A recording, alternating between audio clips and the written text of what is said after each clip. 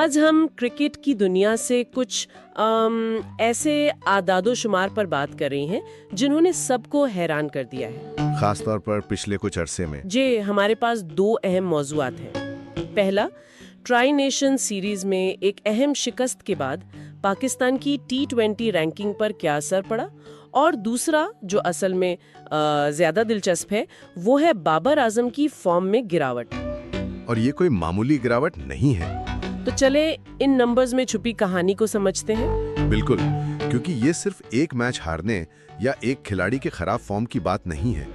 बाबर आजम के जो हालिया आदादो शुमार हैं वो एक गैर मामूली कहानी सुना रहे हैं। अच्छा, और इसका असर पूरी टीम के मुस्तकबिल पर पड़ सकता है। तो आइए इन आदादो शुमार से ही शुरू करते हैं। जो बात सबसे ज्यादा चौंका देने वाली है वो ये कि बाबर पिछले 9 मैचों में 4 बार 0 पर आउट हुए हैं। 4 बार? ये बहुत ज्यादा है। किसी भी बल्लेबाज के लिए परेशान कौन है, लेकिन बाबर जैसे खिलाड़ी के लिए तो ये नाकाबिले यकीन लगता है, खास तौर पर जब आप इसका मुआवजा उनके माजी से करते हैं। जी, वही बात। अपने करियर के पहले 4 साल मतलब 2016 से 2019 तक वो एक बार भी 0 पर आउट नहीं हुए थे। एक बार भी नहीं। यही तजाद तो सारी कहानी बयान करता है। देखें, 2024 के ऑस्ट्रेलिया टूर तक उन्होंने 126 मैच खेले और सिर्फ 6 बार 0 पर आउट हुए। यानी औसतन हर 21 इनिंग्स के बाद एक बार। बिल्कुल, लेकिन उसके बाद से क्या हुआ? सिर्फ 9 इनिंग्स में 4 बार 0 पर। ये तो बहुत ही बड़ी तब्दीली है। ये सिर्फ फॉर्म में गिरावट नहीं, ये एक जवाल है। और जराए भी यही बता रहे हैं ना कि साल 2025 उनके T20 करियर का अब तक का बदतरीन साल रहा है। जी, 7 इनिंग्स में सिर्फ 28 की औसत और 115 का स्ट्राइक रेट, ये उनके मेयार से बहुत ही कम है। यही तो असल मसला है। बाबर की पहचान क्या है? उनकी मुस्तकिल मिजाजी।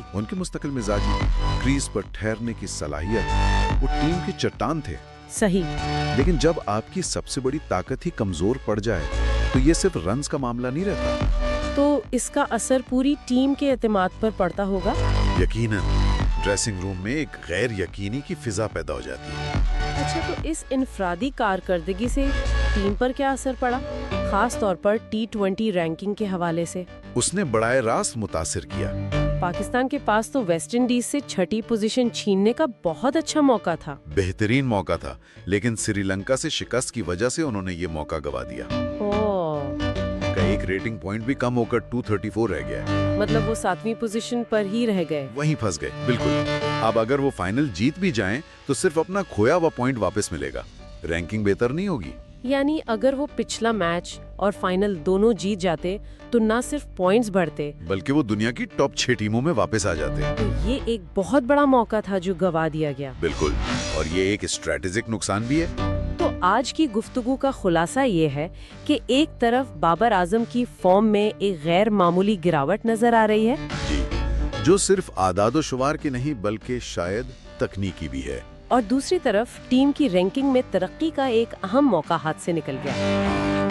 और अगरचे जराए में ये उम्मीद तो है कि वो 2026 के वर्ल्ड कप से पहले फॉर्म में वापस आ जाएंगे। उम्मीद तो हमेशा रहती है, लेकिन ये सूरत हाल एक बहुत अहम सवाल छोड़ जाती है। और वो क्या है? सवाल ये है कि जब किसी टीम का मरकजी खिलाड़ी, आपका स्टार प्लेयर, अपनी बेहतरीन फॉर्म में ना हो, तो क्या टीम की हिकमत अमली इतनी लचकदार होती है कि वो इस खला को पूरा कर सके? ये बहुत अहम नुक्ता है।